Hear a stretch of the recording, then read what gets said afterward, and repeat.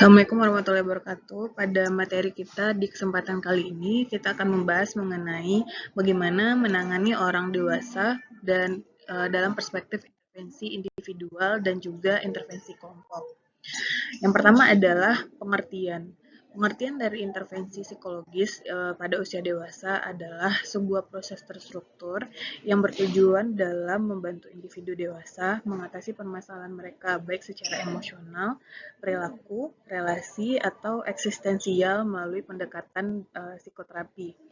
Makanya untuk intervensi psikologis pada individu dewasa ini bisa kita lakukan dengan dua cara. Yang pertama secara individual atau terapi itu dilakukan one by one satu terapis dengan satu klien atau secara kelompok di mana itu dilakukan dengan cara menggabungkan beberapa individu dengan isu serupa dengan pelaksanaan terapi dengan tujuan yang sama. Nah, sebagaimana yang kita tahu bahwa individu pada masa dewasa itu adalah individu yang sudah berkembang secara stabil, sehingga bisa kita lihat dari aspek emosi, kognitif, sosial, spiritual, dan kepribadian, mereka ini sudah terbentuk jika dibandingkan dengan individu di usia remaja maupun anak-anak. Secara emosi, individu usia dewasa memiliki ciri khas psikologis yang lebih stabil, namun mereka adalah kelompok yang sangat rentan terhadap stres kronis. Sehingga ketika kita akan memberikan intervensi, kita harus berfokus pada regulasi emosi dan juga makna hidup yang dimiliki oleh klien tersebut. Yang kedua, secara aspek kognitif. Kita bisa melihat bahwa individu di karakteristik usia dewasa ini, mereka memiliki pemikiran yang cenderung reflektif, lebih logis, dan juga rasional.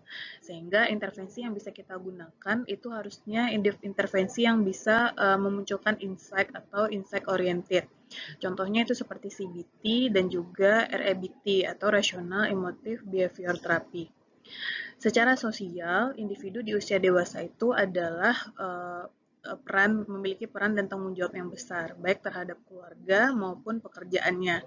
Sehingga nanti di dalam intervensi, kita harus melihat bagaimana keseimbangan antara peran dan juga konflik-konflik peran yang mungkin dialami oleh individu tersebut. Selanjutnya, secara spiritualitas, kita bisa melihat bahwa mereka ini dalam fase pencarian makna hidup. Sehingga mungkin pendekatan integratif maupun pendekatan logoterapi dinilai cenderung cukup efektif dalam menangani klien di usia dewasa ini. Dan yang terakhir, secara kepribadian, karakteristik usia dewasa, mereka sudah memiliki kepribadian yang cenderung menetap, sehingga sebagai seorang profesional, penting bagi kita untuk mengenali trait domain sebagai landasan dari pemberian intervensi.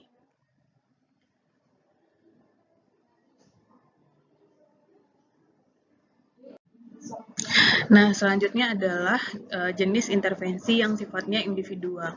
Psikoterapi individual untuk klien dewasa merupakan bentuk intervensi antara seorang terapis dan klien yang sudah dalam usia dewasa dalam suasana tatap muka yang aman dan rahasia untuk mencapai perubahan psikologis yang positif.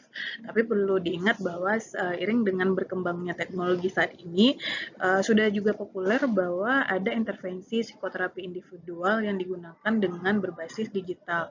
Mungkin Anda bisa melihat bahwa beberapa psikolog itu menawarkan layanan yang dilakukan by cam ataupun video call dan lain sebagainya. Walaupun medianya sudah berbeda, tapi itu tetap dikategorikan sebagai intervensi individual, di mana seorang terapis dan klien dewasa memiliki suasana tatap muka secara aman dan rahasia, tentu saja untuk tujuan mencapai perubahan psikologi yang positif. Nah, di dalam psikoterapi ini, prinsip utamanya ada 5. Yang pertama adalah kita memahami bahwa klien dewasa ini mereka memiliki peran dan status sosial, sehingga mereka sangat menjunjung tinggi sebuah kerahasiaan. Dan oleh karena itu, sebagai terapis, kita harus memiliki atau menanamkan sikap dasar empati agar kita bisa menerima klien ini dengan sebaik-baiknya. Yang kedua, prinsip utama dalam psikoterapi individual pada masa dewasa yaitu adanya therapeutic alliance atau hubungan terapeutik yang baik antara terapis dan kliennya. Karena dengan hubungan terapeutik yang baik ini juga memiliki kecenderungan dalam membantu progres dari terapi yang kita berikan. Nah, yang ketiga yaitu adanya pemahaman mendalam tentang bagaimana itu kepribadian dan konteks sosial klien. Seperti yang sudah dijelaskan, secara kepribadian klien ini cukup stabil dan kepribadiannya itu cenderung menetap. Sehingga pada klien usia dewasa, kita sudah bisa menentukan simptom dan juga sindrom secara jelas. Dan untuk konteks sosial, kita harus melihat latar belakang dari klien ini. Bagaimana latar belakang keluarganya, latar belakang ekonomi, latar belakang pendidikan, yang tentu saja secara keseluruhan itu bisa mempengaruhi bagaimana pemberian intervensi kita kepada klien tersebut. Yang keempat, itu prinsip fleksibilitas teknik, di mana untuk klien dewasa ini kita tidak serta-merta hanya memakai satu teknik saja sebagai teknik terapi. Karena bisa saja suatu waktu kita memakai CBT atau psikodinamik atau humanistik atau logoterapi atau bahkan kita bisa mengkombinasikan keseluruhan teknik-teknik tersebut untuk membantu proses terapeutik dari klien tersebut. Nah, yang kelima yaitu adanya evaluasi berkala terhadap perubahan perilaku dan juga emosi. Karena untuk klien dewasa ini bisa kita ukur dengan jelas perubahan yang mereka alami. Jadi, pentingnya kita melakukan evaluasi terhadap diri klien tersebut.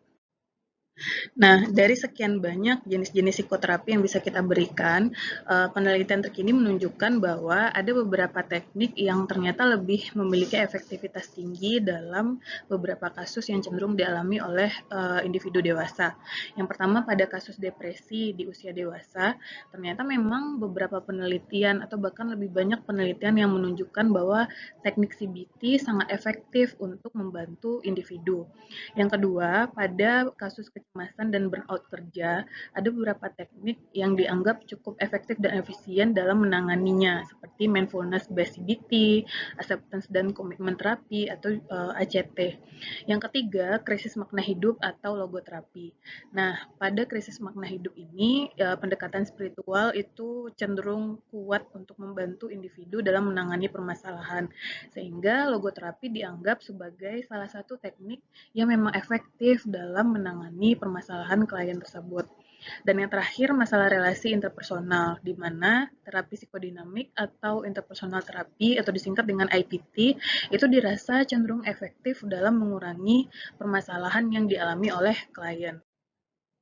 Nah, sama seperti halnya terapi lainnya, tentang psikoterapi dewasa ini tentu saja memiliki kelebihan dan kekurangannya masing-masing. Yang pertama, pada psikoterapi di klien dewasa, kelebihannya adalah kita bisa sangat fokus pada kebutuhan unik dari individu tersebut. Karena memang individu dewasa dianggap sudah stabil, sehingga ketika mereka datang kepada psikolog, kita juga bisa langsung menilai apa kebutuhan yang memang mereka miliki.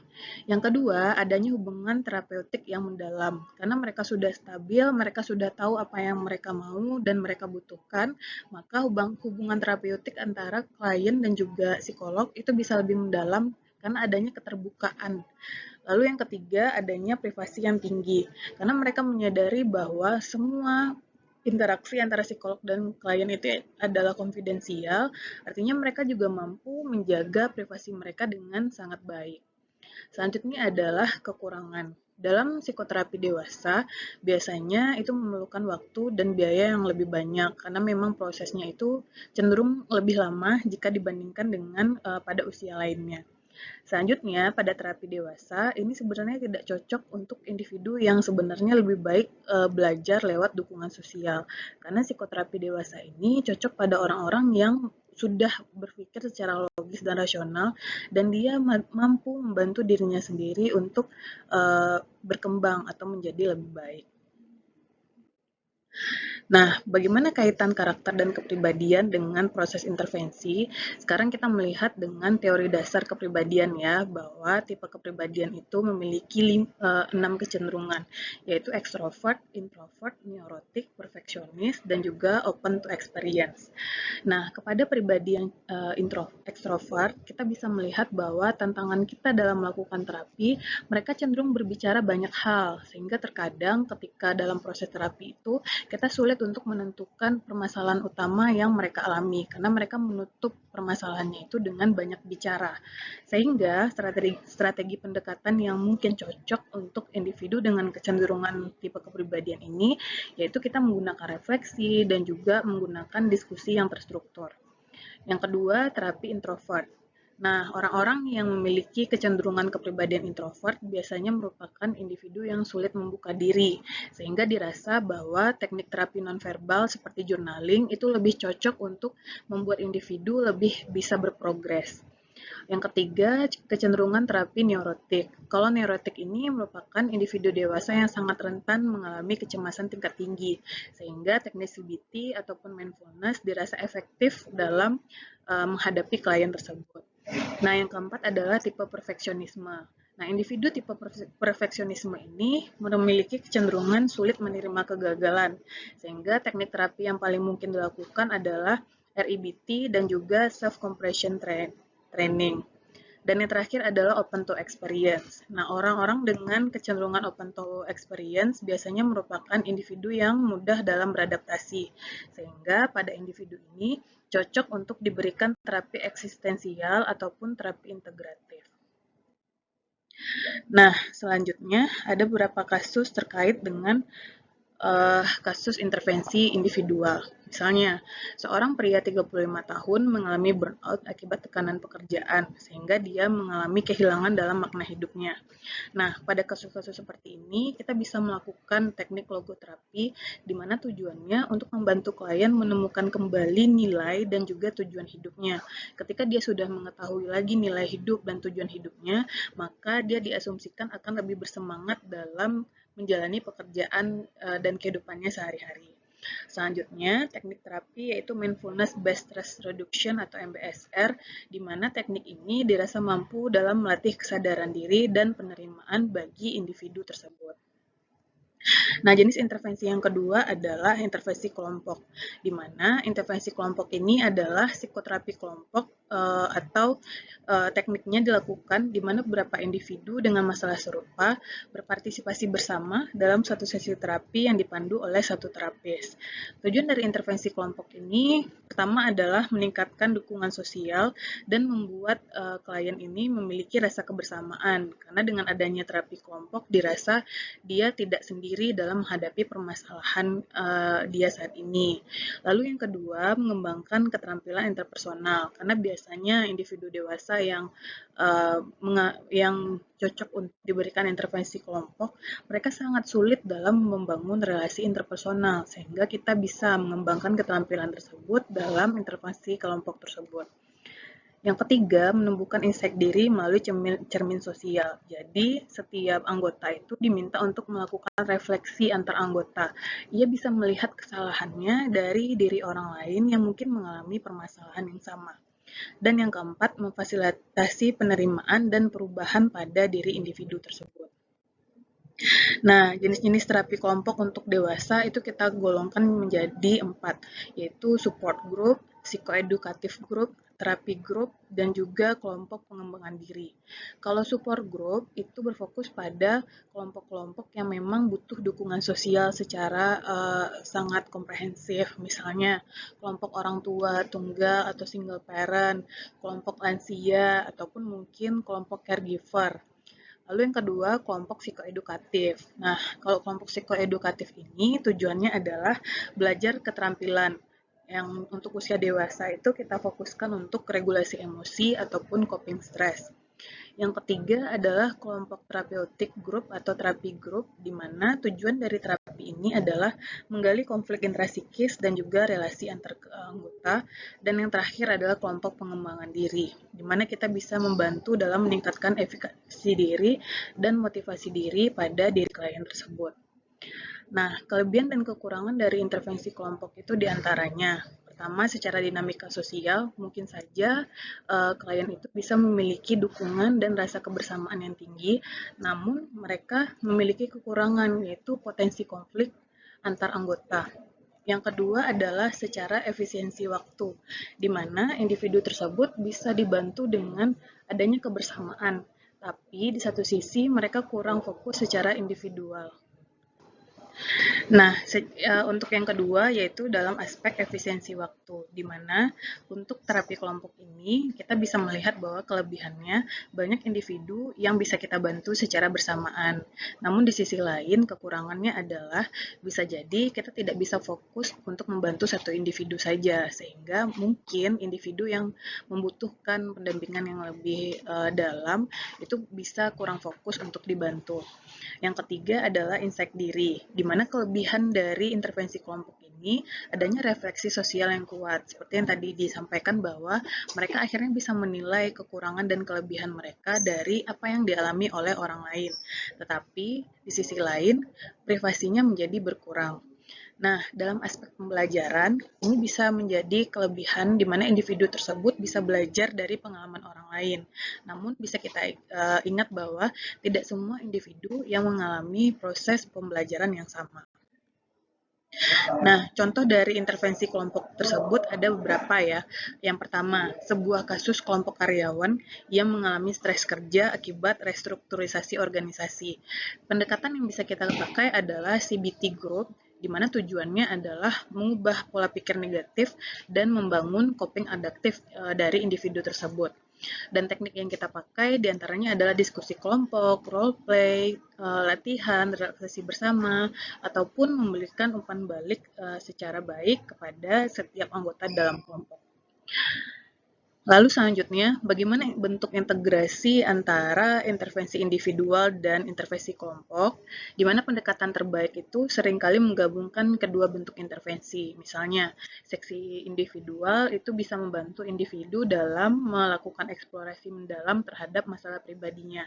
Kita kemudian menyelesaikan itu sehingga individu ini kemudian tahu bahwa apa permasalahan utama yang saat itu dihadapi. Setelah itu dianggap selesai, maka kemudian individu tersebut bisa kita libatkan dalam sesi kelompok. Karena tujuan dari sesi kelompok ini selain untuk mengembangkan diri, mereka bisa melatih keterampilan sosial dan juga mereka bisa mendapatkan dukungan emosional dari orang-orang yang dianggap memiliki permasalahan yang serupa.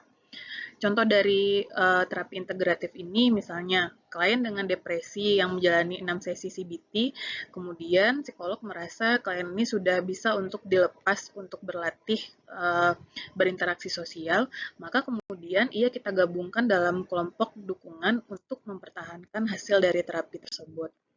Baik, sekian saja materi kita pada kesempatan kali ini. Saya akhiri. Assalamualaikum warahmatullahi wabarakatuh.